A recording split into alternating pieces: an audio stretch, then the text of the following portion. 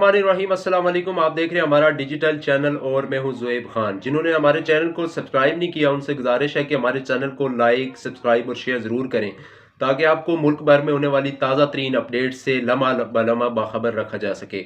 आज मुल्क भर की अहम तरीन खबरों पर एक मुख्तसर नज़र और फिर उनकी तफसीलात इस व्लॉग में शामिल करेंगे।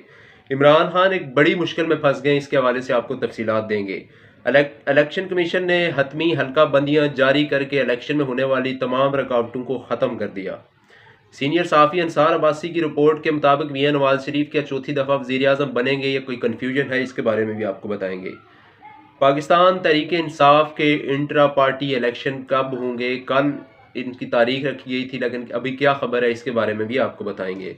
इसके अलावा चीफ जस्टिस काजी फायद ईसा का फ़ायद शारी के हवाले से एहसन इकदाम, इसके हवाले से भी आपको आगाह करेंगे। प्रोग्राम के आखिर में आपको बताएंगे कि पेशावर हाई कोर्ट ने आज तहरीक इंसाफ को जलसों की इजाज़त न देने पर किन आम शख्सियात को अदालत में तलब किया है। तो व्लॉग का बाकायदा आगाज़ करते हैं और आपको बताएं कि सबसे पहले इमरान खान एक और मुश्किल में फंस गए हैं। 190 मिलियन पाउंड करप्शन केस में पाकिस्तान तहरीक इंसाफ के साबिक सरबरा इमरान खान पर नैब रावलपिंडी में रेफरेंस दायर कर दिया गया है।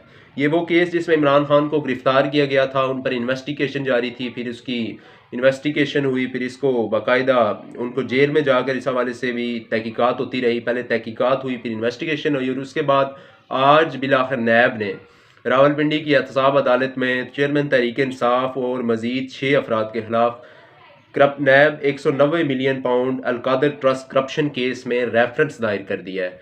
तो ये आज की बड़ी खबर थी तहरीक इंसाफ के साबिक सरबराह को लेकर और तहरीक इंसाफ को लेकर। अब ये केस रोज़ाना की बुनियाद पर आगे बढ़ेगा और रोज़ाना इसकी समाअत होंगी। इमरान खान के अलावा फ़रद शहज़ादी, बुशरा बीबी और चंद दीगर अहम शख्सियात, शहजाद अकबर और दीगर लोगों को भी इसमें शामिल तफ्तीश किया जाएगा। ये ज़राए नैब का ये दावा है। इसके अलावा जी इलेक्शन कमीशन ने बिल आखिर वो तमाम रुकावटें दूर कर दी जिसके बारे में ये खदशात थे कि क्या आया 8 फरवरी को के जो इलेक्शन की आम इंतखाबात की डेट दी गई थी, क्या उस दिन इलेक्शन हो पाएंगे या नहीं हो पाएंगे।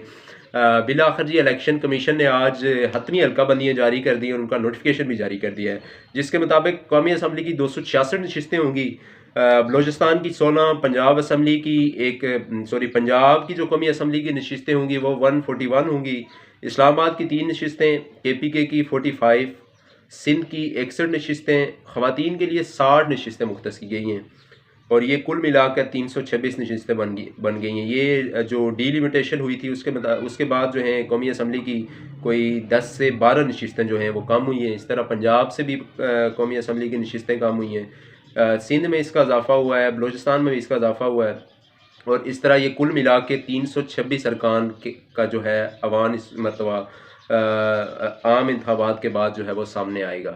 तो इलेक्शन कमीशन के अभी कुछ देर पहले ये भी खबर आई है कि चीफ इलेक्शन कमिश्नर से सीनियर सहाफ़ियों की मुलाकात भी हुई है, उसमें कुछ सवाल जवाब का सेशन भी हुआ और चीफ इलेक्शन कमिश्नर जो हैं बड़े पुरुमीद नज़र आए हैं कि इंशाअल्लाह ताला 8 फरवरी को मुल्क भर में आम इंतखाबात के अलावा के इनेकाद के लिए उन्होंने कहा है कि इलेक्शन कमीशन ऑफ पाकिस्तान भरपूर तरीके से तैयार है।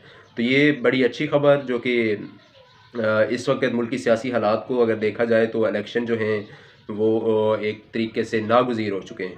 तो आज की ये दूसरी बड़ी खबर थी। आज की तीसरी बड़ी खबर ये कि जंग और दी न्यूज़ से वाबस्ता जो एक सीनियर सहाफ़ी कालम नगार अंसार अब्बासी साहब ने आज खबर दी है कि क्या नवाज शरीफ चौथी मरतबा वज़ीर आज़म बनेंगे, $1 मिलियन क्वेश्चन।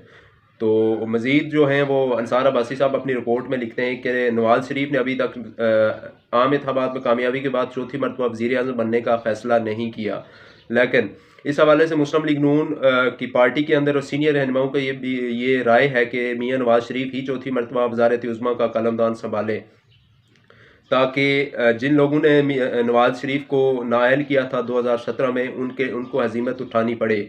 तो अंसार अब्बासी साहब मज़ीद लिखते हैं कि मुमकिन है कि मियां नवाज शरीफ जो है चौथी मरतबा वज़ीर आज़म बने और उसके बाद वो कुछ ही अरसे के बाद फिर वो वज़ारत उज़्मा छोड़ कर अपने किसी पार्टी के सीनियर रहनुमा को या किसी अपने करीबी शख्सियत को वज़ारत उज़्मा सौंप सकते हैं। तो ये उनका दावा था अंसार अब्बासी साहब का। आगे बढ़ते और पीटीआई से मुतल्लिक एक और बड़ी खबर कि कल पाकिस्तान तहरीक इंसाफ के इंट्रा पार्टी इलेक्शन मुनक्किद होने जा रहे हैं। तो इस हवाले से जो है वो कल भी खबरें आती रही, आज भी खबरें आती रही कि क्या वाकई कल पाकिस्तान तहरीक इंसाफ के इंट्रा पार्टी इलेक्शन हो पाएंगे या नहीं हो पाएंगे। तो आज इसका बिल आखिर शेड्यूल जारी कर दिया गया है। मेक्स एंड ब्रेक सिचुएशन कल तहरीक इंसाफ के लिए कि क्या पाकिस्तान तहरीक इंसाफ की पूरी क़यादत जो है वो पूरी पार्टी जो है वो इमरान खान साहब के नामज़द करदा नए जो चेयरमैन के उम्मीदवार हैं और बड़े सीनियर कानूनदान हैं बैरिस्टर गौहर अली खान, क्या उन पर एतमाद का इजहार करती है या नहीं करती। क्योंकि कल जो मुख्तलिफ डेवलपमेंट्स हुई थी लतीफ़ खोसा की और चेयरमैन तहरीक इंसाफ की एहलिया की जो ऑडियो टेप भी लीक की गई थी, उसमें जो है वो कुछ कानूनी मामलात पर कुछ ख़ानदान में इख्तलाफात भी सामने आए थे।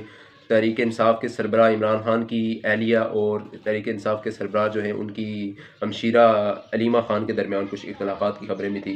तो बहरहाल कल जो है तहरीक इंसाफ के इंट्रा पार्टी इलेक्शन होंगे और बैरिस्टर गौहर जो हैं वो सदार तहरीक इंसाफ की जो चेयरमैनशिप के लिए मजबूत उम्मीदवार तस्वर किए जा रहे हैं। इसके अलावा जी चीफ जस्टिस काजी फाइज ईसा ने हुकूमत को 2 सरकारी लग्जरी गाड़ियां वापस कर दी।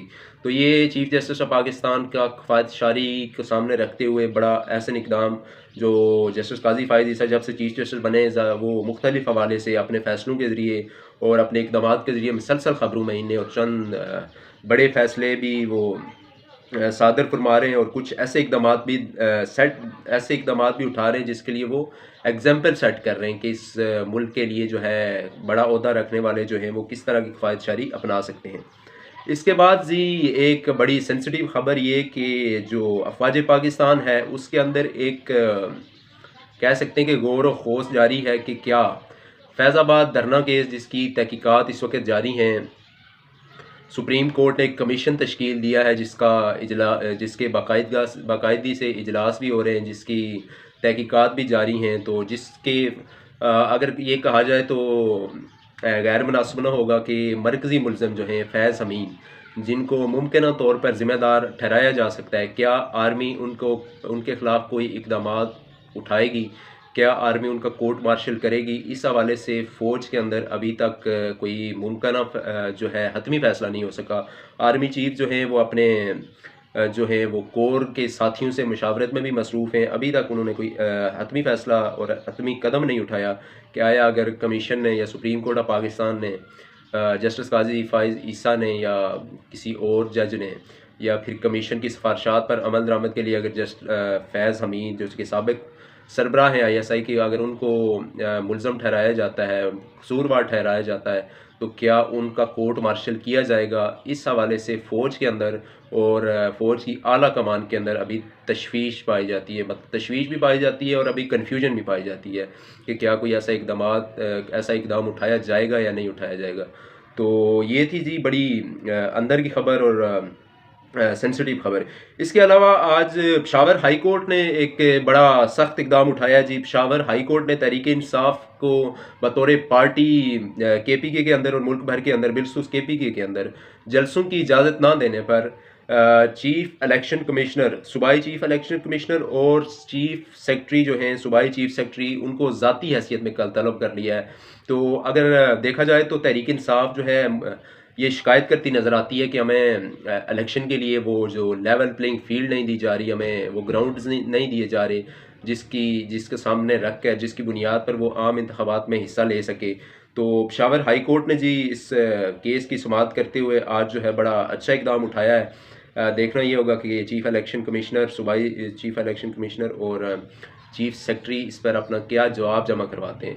तो ख़बर ये है कि मुमकिन तौर पर जो आज पेशावर हाई कोर्ट ने इकदाम उठाया है, आने वाले दिनों में सुप्रीम कोर्ट या इस्लामाबाद हाई कोर्ट भी इसी तरह का कोई इकदाम उठा सकती है, कोई सख्त फैसला जारी कर सकती है, जिसके बाद तहरीक इंसाफ के लिए को अदालती तौर पर मुश्किलात कम होती हुई नज़र आएंगी। तो ये थी जी आज दिन भर की अपडेट्स और दिन भर की ताज़ा तरीन ख़बरें। इंशाअल्लाह ताला आने वाले व्लॉग्स में हम आपको मुसलसल दीगर ख़बरों के बारे में भी, दीगर अहम तरीन और बड़ी डेवलपमेंट्स के बारे में भी हम आपको आगाह रखेंगे। इसलिए आपसे गुजारिश है कि हमारे चैनल को लाइक भी करें, सब्सक्राइब भी करें, शेयर भी करें, बेल आइकॉन को ज़रूर क्लिक करें ताकि एक नोटिफिकेशन के ज़रिए आप तक तमाम मालूमात पहुँच सकें। आज के व्लॉग से इजाज़त दीजिए। अल्लाह हाफ़िज़।